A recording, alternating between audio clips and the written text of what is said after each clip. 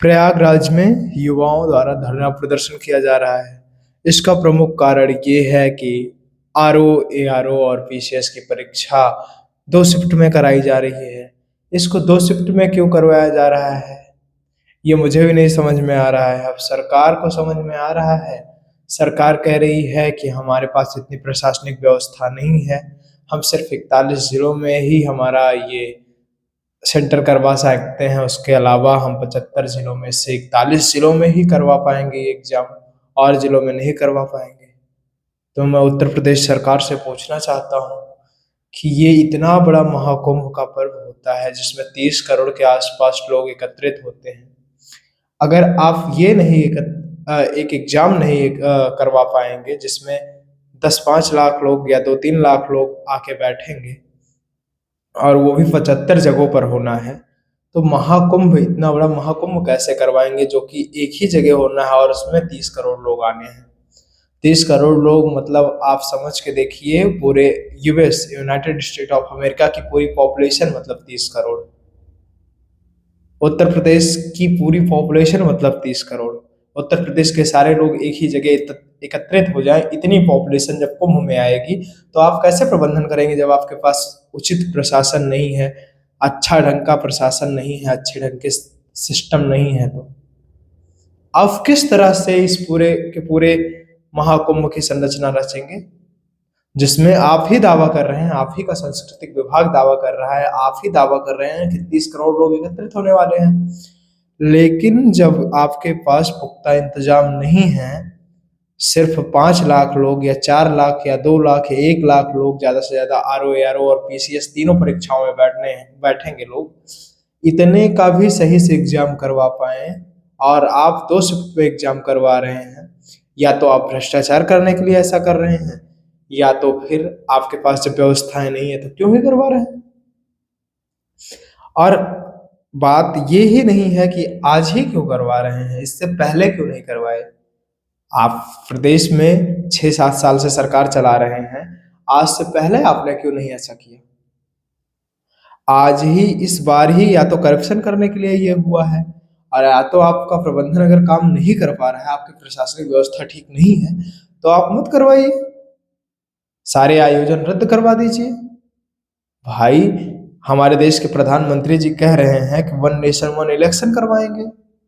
140 करोड़ की पॉपुलेशन है, one nation one election जब वन एग्ज़ाम नहीं करवा पा रहे हैं आप लोग 5 लैक्स की पॉपुलेशन का, तो आप कैसे वन नेशन वन इलेक्शन की बात करते हैं 140 करोड़ लोगों के बीच?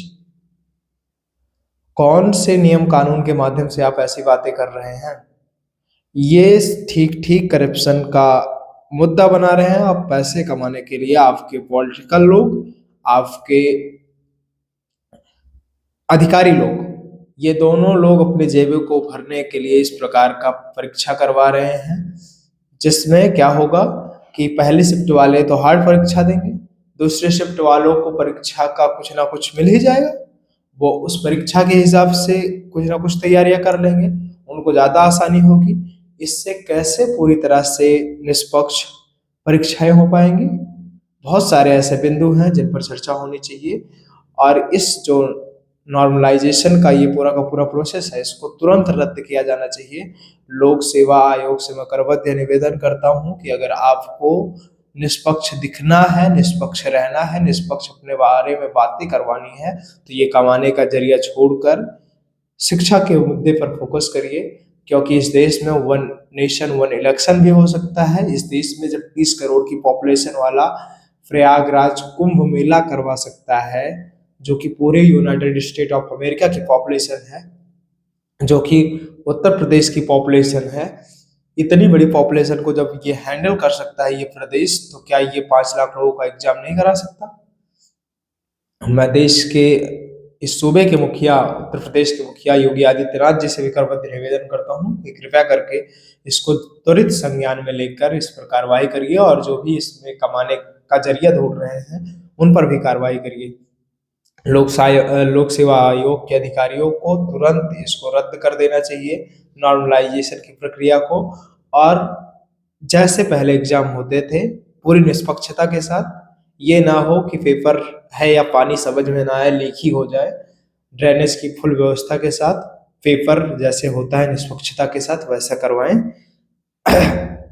बच्चों का भविष्य है, बच्चे आक्रोशित होते हैं, बच्चों युवाओं को रोजगार चाहिए, कब से वो कब तक तैयारियां करेंगे इसका आकलन वो खुद भी नहीं कर पाते, उनके परिवार के लोग उन पर दबाव बनाते हैं और तमाम ऐसे दबाव उनके ऊपर होते हैं जो कि सामाजिक दबाव, राजनैतिक दबाव, आर्थिक दबाव और तमाम ऐसे दबाव होते हैं उनके ऊपर जो कि अच्छे नहीं होते हैं। और वो इसी कारण से बहुत सारे बच्चे आत्महत्या भी कर लेते हैं और बहुत सारे बच्चे इधर-उधर की ठोकरें खाते रहते हैं। तो कृपया करके इस नॉर्मलाइजेशन की प्रक्रिया को रद्द करिए और निष्पक्षता के साथ जिस तरह से पहले एग्जाम होते थे उस तरह से एग्जाम करवाइए, लेकिन पानी की तरह लीक ना हो जाए इस बात का भी ध्यान रखिए।